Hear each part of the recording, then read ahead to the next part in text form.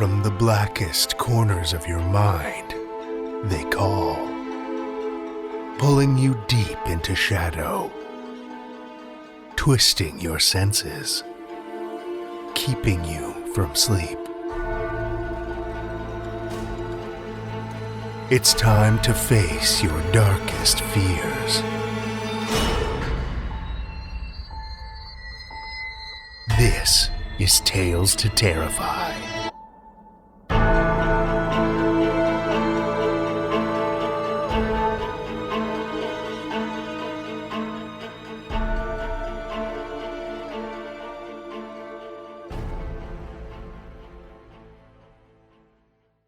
Good evening, children of the night, and welcome. Rather than a flashback this week, I thought we'd mix it up.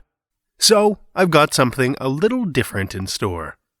The tale we'll hear tonight is an excerpt from a new novel by author Leslie Lutz, read by the author herself. I also sat down with Leslie for a chat, virtually, a little over a week ago, which I'll share with you afterward as well. Leslie's new novel, Fractured Tide, came out just last month. After reading it myself, I have to admit, having been on maybe a dozen scuba dives, I was pulled in by the natural marriage of diving and horror. But the tale Leslie weaves is more intricate than that. I think it was one of the reviewers that called it Lost meets Stranger Things. Not sure I could put it better myself. We don't tend to feature much young adult horror on the podcast, but with the summer months approaching and many people with extra time on their hands, I can't think of a better time for a fast-paced, time-bending creature feature. I had the pleasure of spending some time in the hammock reading Fractured Tide in the last month or so. So did my 14-year-old son as soon as I was done. It was nice to be able to read something that we both enjoyed. So, without further ado, listen with me to an excerpt and interview from Leslie Lutz's Fractured Tide.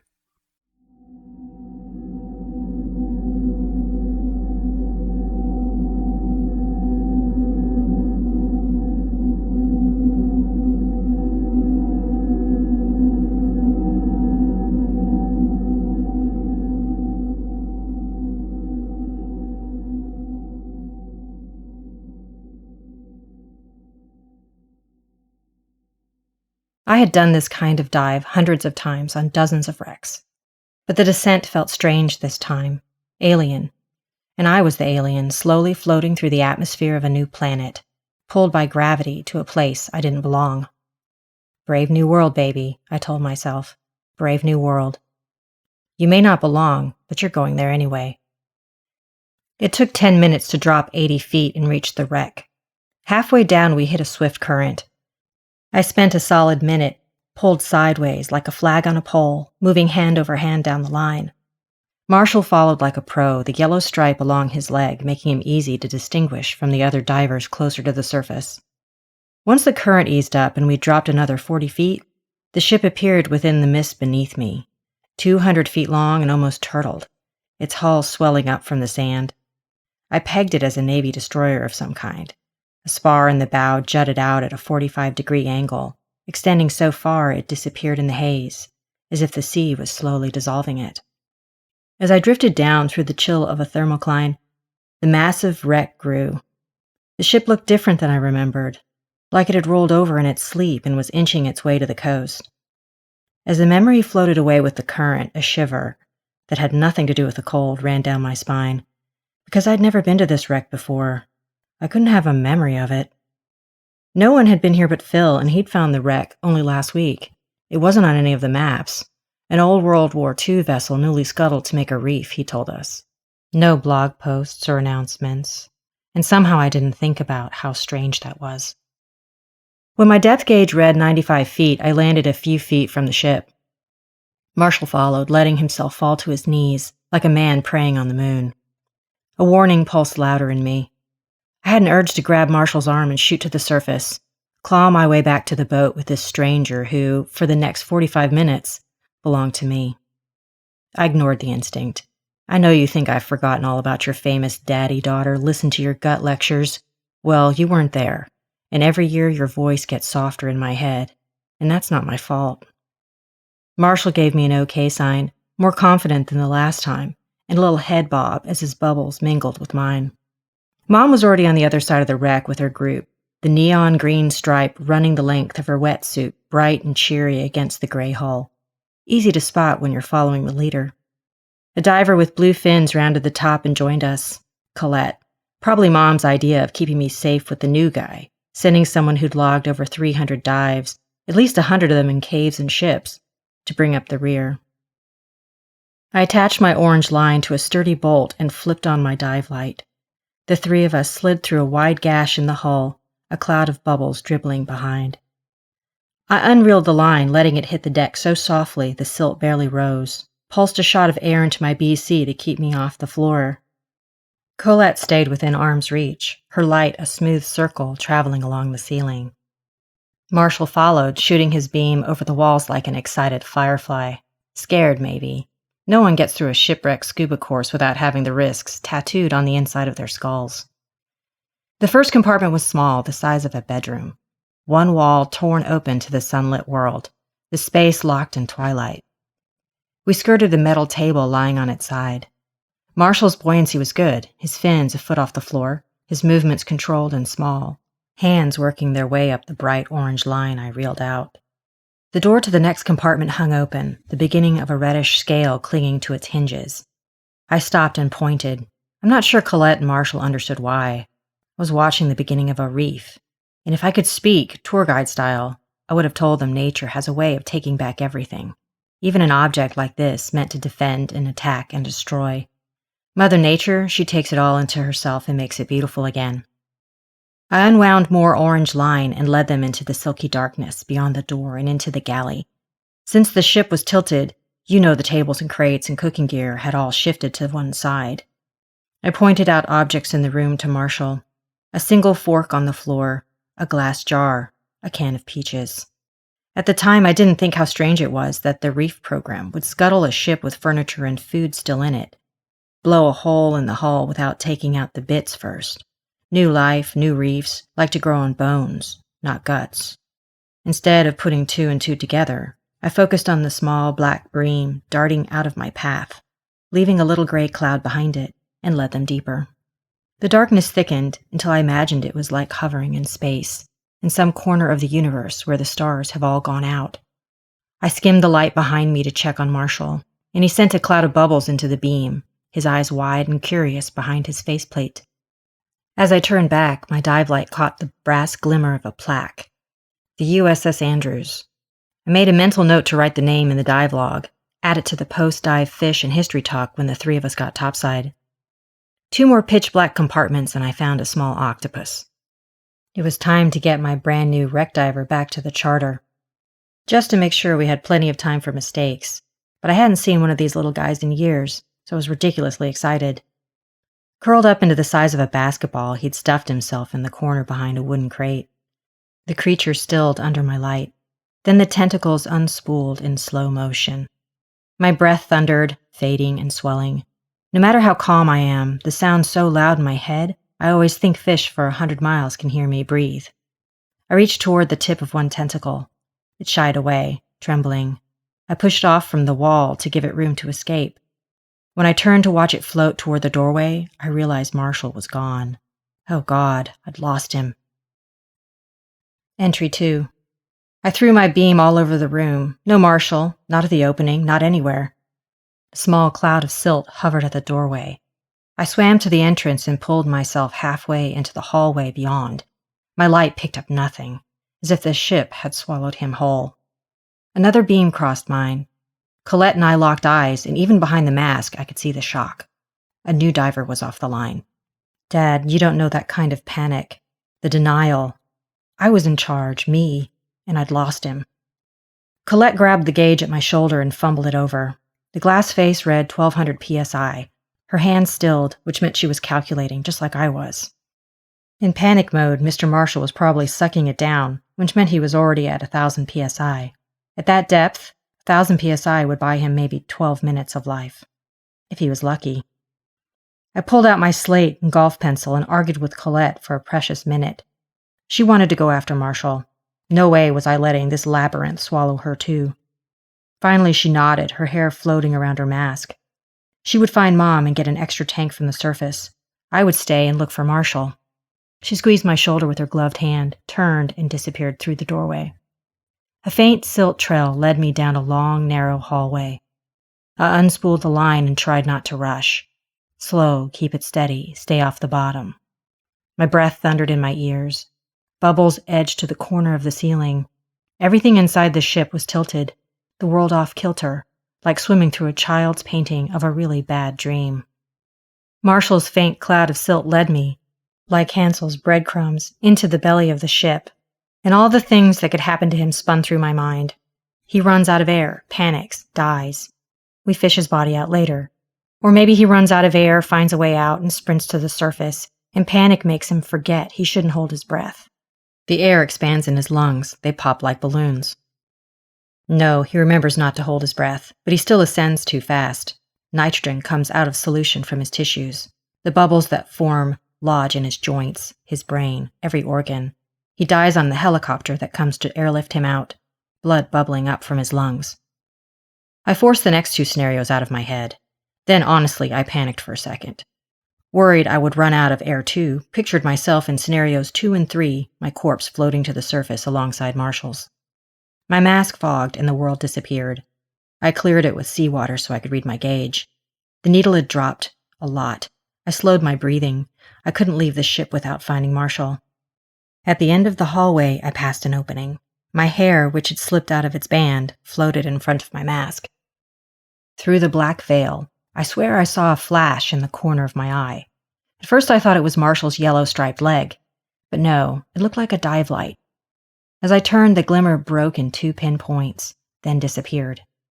Adrenaline made my hands shake, and now I was seeing things from stress or the pressure or God knows what. Where on earth did he think he was going? He was going to get us both killed.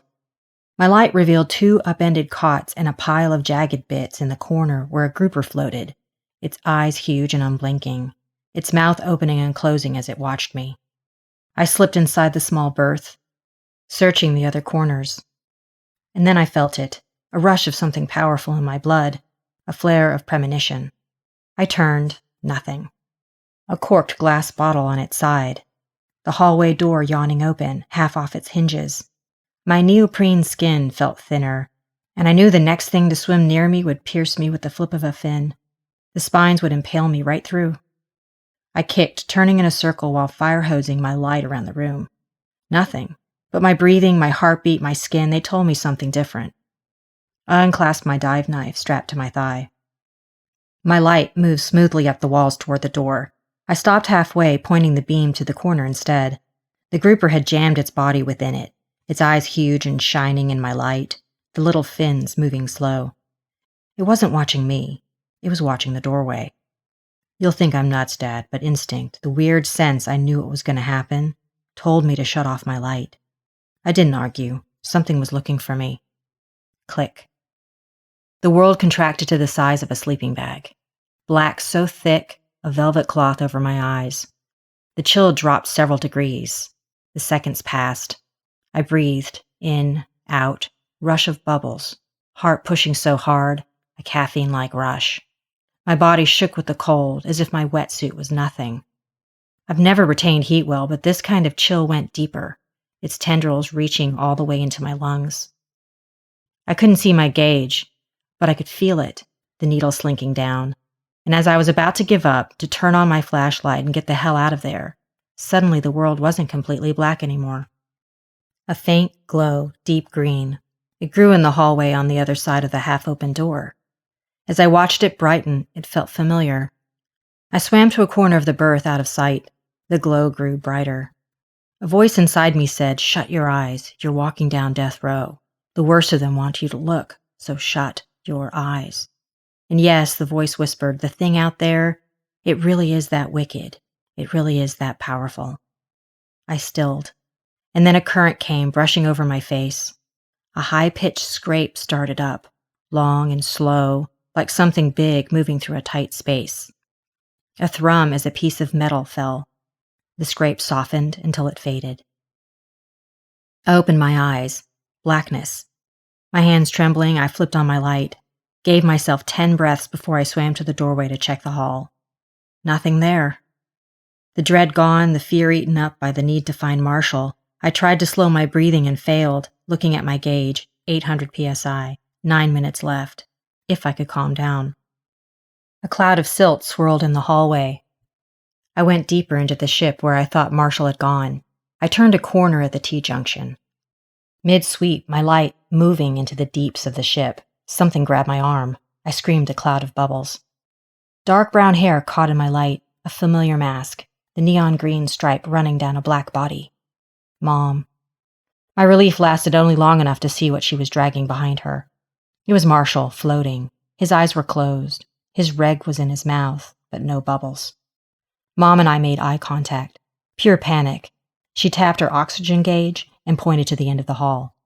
Out, now. I grabbed Marshall's other limp arm and pulled him from the beast. Somewhere close to the exit, I glanced at his face and my heart flipped into overdrive. You won't believe me, but I saw it. His eyes. Something phosphorescent leaked from them, like tears. I stopped swimming. Mom turned to me.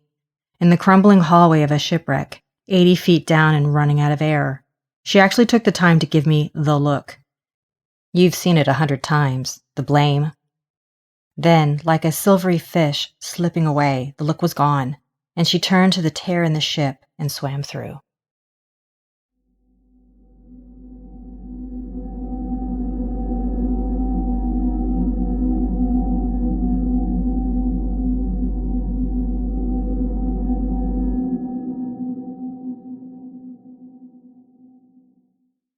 Thanks for making the time today to chat with me about your new novel, Fractured Tide. It was just released last month, is that right? Yeah, just came out May 5th. And how's that been going so far?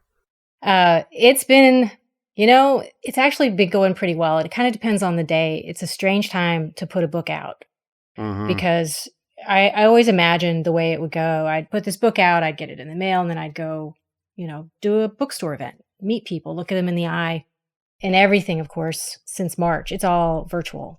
So it's a little different than I expected, but I also didn't expect how much I was going to enjoy doing things like this, which is talking to people on a podcast. So even though we can't go out, even though we can't go to bookstores, at least there's a way to connect. It's exciting to see people's reactions to it, see it on Instagram and people saying, oh yeah, I just read that. I really loved it. It's been great.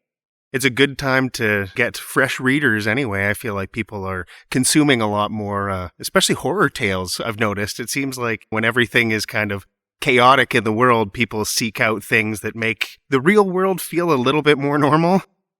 I wondered if that was going to be the case, and I still can't tell. Is it just that everything's being consumed more?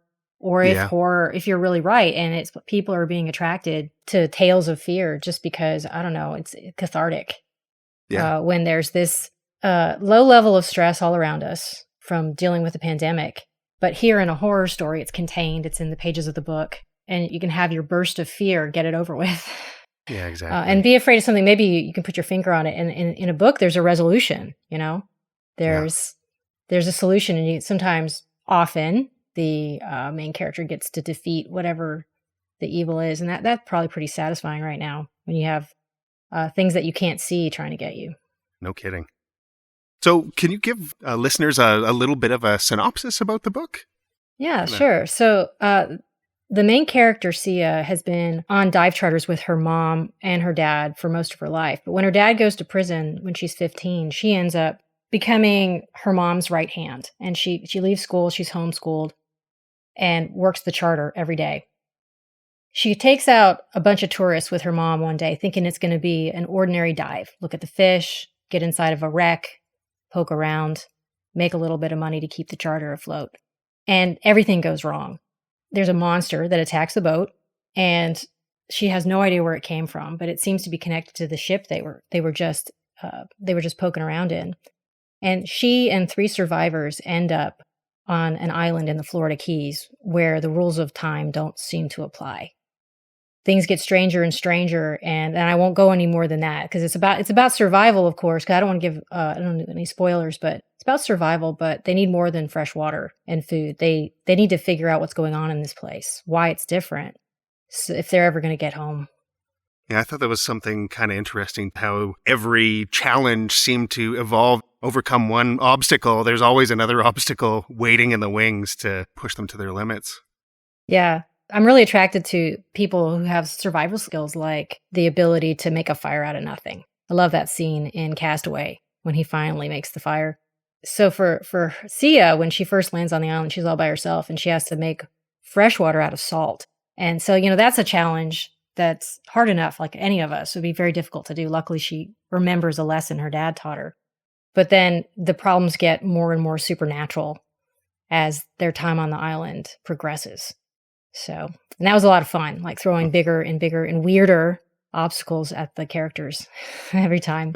Every time things got worse, it was just a little bit weirder. So did you have a fair bit of knowledge of how things like that work, like how to make a condenser on a beach out of shipwreckage?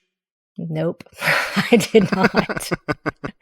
I know about scuba diving. I'm not a great scuba diver, but I am certified and I can putter around in the water okay. But when it comes to something like survival or making a fire, I know a little bit about how to make a fire, but making fresh water out of salt, I had to Google it. I didn't even know you could do it out of junk that you find, but you can. It just takes a long time. You said obviously you've been on several dives. You've been diving for quite a while. Really, it's about 10 years. I mean, I did get certified when I was 13. My parents bought me this little scuba package because I kept bugging them about it. But then once I got certified, none of my friends went diving, and you can't go without a buddy. And I don't know, I never did it again, and my certification lapsed. But 10 years ago, I decided I've got to do this. If I don't do it now, I'm never going to. So I started diving, and I wish I could go more, but I'm landlocked. So usually I try to sneak in a dive on family vacations if I'm in Florida or Hawaii. Pretty similar situation to myself, too. I got certified years ago, back when I was a teenager, probably 17. My dad and I got certified. But again, I live in the middle of the prairies, so a trip to Hawaii has a scuba dive in it, but that happens not very often. So you've been diving in Hawaii? Yeah, a couple of times, actually. Yeah, it's gorgeous out there. Gorgeous, and I think what I like about it too is it's beautiful, but there's also something a little bit unnerving about it. You did a really good job of capturing that in the book. Even though Sia clearly loves being underwater, there is that, that almost sense of claustrophobia I always felt when I was under the water too. Yeah, a lot of people do get that feeling of claustrophobia. One of the first times when I was 13 and I was doing some pool work, that certification work, I remember getting overwhelmed with claustrophobia and having to stop. And luckily the dive master just talked to me a little bit and said, "Oh, you'll be fine. Just take a deep breath and go back under." And I was. But I know that is something that keeps people out of diving, is the claustrophobia. And of course, in the book, Sia she's not particularly afraid of small spaces, but I push her and the other characters into these, a labyrinth, an underwater labyrinth that is full of darkness. And darkness definitely gives you that feeling of claustrophobia. And I'm personally afraid of that. I've had friends who said, "Hey, you should learn how to cave dive." I'm like, no, I don't think I want to do that. I admire people who can overcome their fear of tight spaces to get down there, scuba dive into a cave, but that's claustrophobia times 1,000. So no wreck diving for you yet. I want to try to do it. I've only been diving around wrecks. I want to try to go in, and I think that I'm less intimidated by that than I am by a cave. And I think it's because I'm always afraid this big, giant rock is going to just land on me, which is why the book I'm working on right now has caves you're going to end up in. And it's not diving, they're just caving. But I think I'm diving into one of my own fears there, the darkness in the cave. Dark, tight spaces. I notice a theme here. So, what drew you to scuba diving to begin with as a kid? What was it about it that just really made you want to get in the water with some fins and a tank? I don't know exactly what it was. I've pondered over that. I lived for a while on a lake in Mississippi when I was a pretty little kid. I loved being in the water. I was so drawn to it all the time, either, water skiing or boating, swimming in it. but it was a mud puddle of a lake. You couldn't see anything. Like I said with the darkness, if it's dark or if it's just full of silt, you can't see what's under your feet. It's a little terrifying. So when I would see pictures of people scuba diving in this crystal clear water where they could see 100 feet, it just sounded like a blast. So I got it in my head. I was going to be an oceanographer when I grew up. I was going to study sharks or something and just be a scuba diver. And I am not a shark scientist. I am not. I am a writer and editor, but I do still love the water. So what's the coolest place you've ever been scuba diving? The coolest place would probably be in Grand Cayman. There's a dive there, goes down pretty deep because, Grand Cayman has steep walls underneath the water, full of these gorgeous purple sea fans and sponges. And we went down to this turtle cleaning station, and these sea turtles go down there and just hang out and wait for the fish to come clean their shells. And then seeing in the Bahamas, getting to see some sharks in the distance. I really like sharks, so not too close. Yeah. But getting to spy them a little bit. Which, of course, there's a shark in the book, but when I was writing it, I made sure I'm not going to turn the shark into the bad guy. As much as I love Jaws, as one of the best ocean beast horror movies ever made, there's enough shark hate out there. So I made sure I was like, the shark's not going to be that much of a problem. I kind of appreciated that too. I think, as soon as a shark shows up, you automatically assume that, okay, well, here we go. Here's the predator, right? So, yeah. Clearly, you had to do quite a bit of research for the different time period stuff, scuba diving, tech. I imagine you heard some wild stories in the process of that too, through contacting other people. Yeah, something that I heard about that stuck in my head. I went diving on this ship called the Spiegel Grove off the coast of Key Largo. And they told me, people don't go in it very often. I don't know if anybody's allowed to anymore. There's a story about these 4 divers that went in one day to go exploring the wreck, and only one came out. I mean, that's actually how dangerous. If you don't know how to ship dive, if you don't know the rules, if you don't know how to put a line out and stay on it, and you get cocky, you can lose your way in these ships. You kick up a little bit of silt and you can never find your way out. So police had to go the next day and just recover the bodies. So that was one of the things that really stuck in my head about what causes us fear. And I can't imagine how hard that is, to be swimming around in circles and realize that you're lost. Like, what does the moment feel like when you realize, I guess this is it. I'm not ever coming out of here. So I did hear about that. The other experience that just, it was my own experience that helped me write this story. I was doing an advanced open water certification because I wanted to go on this, I wanted to dive around this wreck called the Spiegel Grove, and they wouldn't take you out unless you had an advanced certification. So they took us down into this lake in Texas that has a muddy hole in it, pretty much, called the Silo.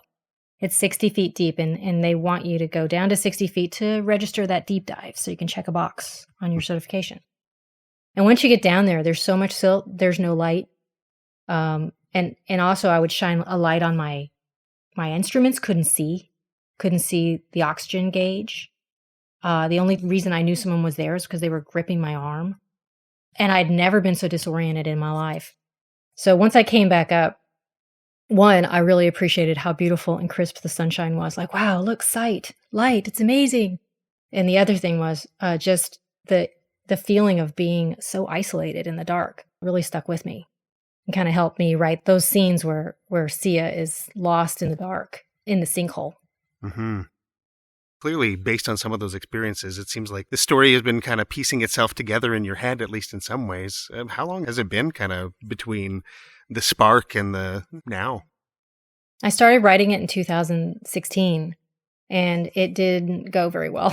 I had a different idea, and I thought, hey, I'm going to write this. I love B movies. I love B horror movies with a beast in it. So I thought I'm going to write a YA version of the Beast movie. And it's going to be a little bit funny and a little bit gross, and they're going to be on a boat the whole time. And I wrote 100 pages of it and just ended up throwing it away. I shouldn't have pantsed it that much. I didn't really know what the main character was about. Started again. This time we were in Paris. She was diving in Normandy, and 40 pages I gave up. This is not working. So I really couldn't figure out what it was I wanted to write. because I knew I wanted to write about scuba diving, but you can't, that's not the way you write a story. Like, I want to write about scuba diving. So I had to figure out what the main character really wanted and what she didn't have and what her biggest wound was. And once I hit onto Sia and her family problem, which is if she doesn't help her mom with this dive charter, they're probably going to lose the business because their dad, who's in prison, isn't there to help with the tourists anymore. So she's lost her childhood, but she's also lost her father, and she misses him terribly. So I had to get into that character before I really knew where the story was going. Had to discover who she was first, I guess. Yeah. So what drew you to the YA side of things versus kind of full-on adult horror? My first novel was actually written for adults, and it was literary fiction, not very good. So many writers, their first novels just should very much stay inside their computer. But after that, I did immediately go into YA, and I've written 3 YA novels, and I think it's partly because I'm an educator. I haven't taught in a while because I've switched to editing, but I taught junior high, 7th, 8th, I taught 9th, and I taught 11th grade. I had to read a lot of what they were reading so I could talk to them about it. Because when you're trying to teach a skill as an English teacher, if I used something that everybody was raving about, like Twilight or Hunger Games, they would perk up and pay attention. So I found myself reading these. And then I realized, hey, I actually really like these books. And the writing is interesting because the pacing has to be pretty fast. The YA audience just doesn't have the patience for something a little bit more involved with some backstory. So it was kind of a fun challenge. Like, how can I layer in all the elements of story I want to put in there and keep the pace up at the same time? So, and I think it also, writing young adult, helped me take myself less seriously. And that was a good thing for me. Trying to write my hoity-toity literary fiction novel. I think I needed to relax a little bit and just have some fun. Just put a glowing green monster in a book and have some adventure because it's what I really like. It's so easy for people to read YA and think, well, it's for people younger than me, but kind of a nice change of pace compared to some of the heavier, quote unquote, mature fiction. It's funny. I've heard the stat. I don't know where I heard it, so I'm not sure I can rely on it. But that 70% of YA is read by people above the age of 18. So it's less than half of the readers are actually school age. That's been happening since Harry Potter started taking off like it did. And the publishers were so shocked to find out that so many of their readers were adults. YA has been growing more mature as the years have gone by. So a lot of YA feels kind of mature. So I'm curious, obviously, there were a couple of iterations of Fractured Tide before you got to the story we have today. Are there any juicy tidbits you edited out of the book? Yeah, that thing about how you have to have a fast pace in YA? Yeah. There were some scenes I really liked that I had to cut. So one is, it's not really a juicy, scary horror moment, but there's this moment on the island when the characters, so there's Sia, then Ben, the guy she has a crush on, his ex-girlfriend, and then Sia's younger 7-year-old brother. And they're all sitting around the fire. And I always wondered, if I were on an island, trapped, what would I talk about? What would I do? I wouldn't have books or movies. And I figured I would talk about movies. And so I have my 4 characters just talking about their favorite movies. And I really liked it. Had humor in it. You got to know the characters, and the scene actually had a purpose because something Sia says sets off the ex-girlfriend, and there's a fight that reveals kind of a secret. But in the end, it just didn't move the plot. So that had to go. And I had another one where Sia faces off against the monster on the wrecked charter during a hurricane, where she is up against this nasty captain who's on her charter. And she's just about to die. And you get this amazing images of these tentacles coming up over the sides of the charter about to drag everything down. So I unfortunately lost that too. But I do have her having a prophetic dream where she sees parts of that scene. I would assume that to write scenes like that, you must read some horror stuff yourself then. What kind of books do you read? I like, one thing I read a lot when I was trying to write the monster scenes in my book, I read The Mist by Stephen King. Everybody says Stephen King. Stephen King is the one we all go to. Yeah. But it's true. I mean, his ability to terrify by leaving out details, the right details.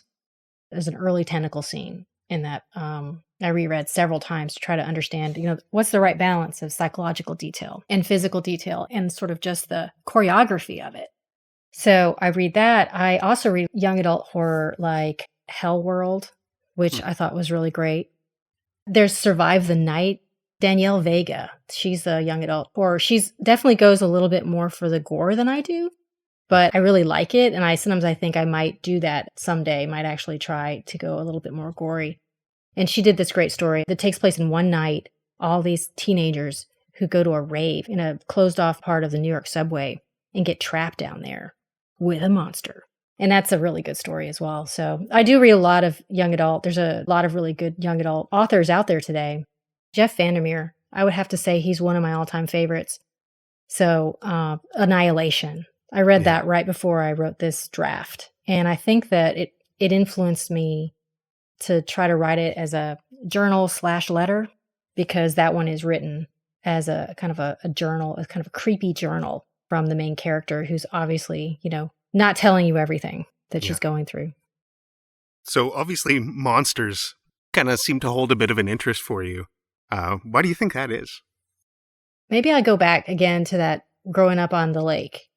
And it was a place that was so much fun because we had boats and fishing and swimming, but it was Mississippi.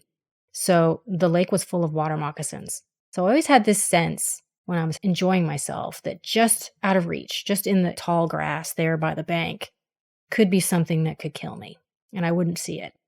As kids, we were so attracted to the water, we just overcame our fear and went in. I also had this weird experience when I was in college. I was on an archaeological dig in the Savannah Back River. I was just a volunteer. I didn't know much about how to do it. They just needed somebody to carry buckets pretty much. And I volunteered for it. And our boat broke down way up in this wild part of the river. And it was downstream from a nature preserve, which is full of alligators, like a lot of big ones. People will tell you that the alligators don't want to eat humans, and they don't. But still, when you're in the water with them, it's pretty freaky. So when the boat broke down, we had to walk back to the highway, which was about 1 kilometer away. And we had to walk mostly in the water because the banks were so choked with weeds and sawgrass. So we're in waist deep water for a good, kilometer, swimming across canals and just spotting alligators everywhere. And I don't know, that experience too, that kind of fear just implants itself in your subconscious and just keeps growing. So I think maybe that's another reason why I'm attracted to monster stories. That lizard part of your brain almost automatically reacts to situations like that. Yeah. So now that Fractured Tide is out in the world, sounds like there's some caves in the works. Do you have any other projects that you're working on? I have 2 that I've been working on, and I just put one on the back burner, which was a ghost story. And to move something up, I'm writing a book basically it's about a haunted safe. And I've had this image in my head for a long time about this haunted safe. And I created a town in South Texas, a very small town, that when that safe opens, whatever's in it, I'm not entirely sure yet what's in it, but it's bad. And it's going to wreak havoc upon the town. And it's going to be a lot of destruction. I have a tendency to be drawn to characters who don't live typical teenage lives. So Sia, for example, she's homeschooled so she can run this charter with her mom. But these characters, Quinn and the older brother, Ollie, the younger brother, who's the main character, has been raised almost by his older brother because their parents are gone and the grandmother was sick and then she's recently died. And they run a campground that's near their house where people come to look at the desert lights and look for the spook lights. I don't know if you know a lot about South Texas, but down near Marfa, they have all these legends about the spook lights of the desert. And it's so dark down there, you can see the Milky Way. It's really quite stunning.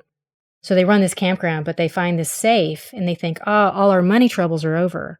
I bet what's in this thing's going to clear the mortgage on the house. And then when they open it, I really don't know what's in it yet. Yeah. But it's going to be awful. So I haven't had them crack the safe yet, but we'll see. So do you write a bunch of stuff at the same time? Do you have a bunch of ideas flowing and kind of pick one up for a bit and then set it down, or are you fairly focused? I'm fairly focused. So for example, the ghost story I wrote is completely finished, but I'm letting it sit for a bit. I think it's just not quite ready. and I'm tired of revising it. I don't know if you ever get this way with your writing, that a project starts to feel like a beat down, and you just feel like, oh, I got to put this thing aside for a while. And I think part of writing isn't just about time management. It's about emotional management, like trying to manage your feeling about your writing so that you can put your emotional energy into it. Because when you do that, you're able to focus on what matters in the story, and it's just more efficient. You don't end up going down some blind alley for 2 months because you're so tired you couldn't tell that it didn't matter anymore. I'm sure you've read this as well, Stephen King's On Writing, and I try to do what he suggested, which is go through and just write a draft all the way through, then put it down, give yourself a couple months space while you work on something small, and then come back to it with a clean head. That really helps me to just get distance from it. Revising, I think, can be a lot easier than drafting. Some people don't feel that way, but for me, I can procrastinate by revising my first 100 pages for a long time. And then if you do that, let's say you revise that chapter 15 times, and once you finish the book, you realize, wait, I don't need that chapter. That's a big darling to kill at that point. Yep. Then you don't want to let it go. You don't want to admit that it's weighing the whole book down. And so that's why I love having a community of writers, because they give you feedback. Actually, I should have mentioned, that's a big part of my process, is reading stuff to my workshop group. That helps a lot, getting to some unbiased opinions and reactions. As you're writing, are you thinking about the person reading it and how they're going to perceive it or what they're going to think about it? Or do you focus more on, this is the story I want to tell and this is the way I want to tell it? Two things. One, I get into that zone where I'm just enjoying the story and get that feeling like, yes, this is exactly the way I wanted this scene to go. This is what I want these characters to be. Because I'm writing young adult, I often think about some of my students. I got very attached to my students. They were wonderful, especially the ones that would come after class and hand me a book they got from the library and said, oh, I was Brown back then. Mrs. Brown, you've got to read this book. It's amazing. And how much they loved reading and how much they loved fantasy novels and science fiction. So sometimes when I'm writing, I'm thinking, would Haley like this? I wonder if she would like this, or would John like this? One of the things about writing YA is you want to have some challenge for that age group, but you also want to be emotionally appropriate. So I'm always thinking, like, what would be too much? Generally, I make my romance. I like romantic subplots. I will defend the romantic subplot till the day I die. I know not everybody likes those, but I love them. But I do keep them pretty tame. And that's part of why. It's because of that part of the readership. At the same time, I don't want to talk down to the audience, because those kids are smart, and 70% of my readers are adults. So it's a weird line to walk. You want to make it scary enough, which it's strange that young people can handle gore and fear much better than they can handle like adult content regarding any kind of sexual content, for example, which it doesn't end up in YA much for this reason, I think. There's such a range of maturity levels in that way, too. That's for sure. I remember when I was 12, I was reading everything I could get my hands on, including Stephen King's Night Shift, which I should not have been reading. There are other people who, that age, they are not ready. So speaking of readers who are ready, for listeners who'd like to dig into this slice of seaside horror, where's the best place to get their hands on a copy of Fractured Tide? Oh, yeah. If the easiest way to find my book, if you want to go to LeslieKarenLutz.com, and Lutz is L-U-T as in tango, Z as in zebra. LeslieKarenLutz.com, you'll find all the buy links. You can get it, anywhere books are sold. I also have a link there to a bookstore called Interrobang in Dallas, which is an indie bookstore. And I also have the IndieBound link. So whenever you can, if you can buy your books through IndieBound, that's always a good idea. And you can benefit a little independent bookstore near you. There's some ways to do that on their website. But you can also sign up for my newsletter there. And I do occasionally publish a monster blog, which I've been really bad about lately, but I like to write about monsters. So I've got some monster blogging on that site. Well, thanks for taking the time and chatting with me today, Leslie. I really appreciate it. Oh, it's been great being on. Thank you so much for having me on your show. That was author Leslie Lutz, whose newest novel, Fractured Tide, released on May 5th. If you'd like to pick it up or find more details about Leslie and her other work, links are in the show notes. Thanks for joining us, children of the night. And until next time, stay safe and stay scared.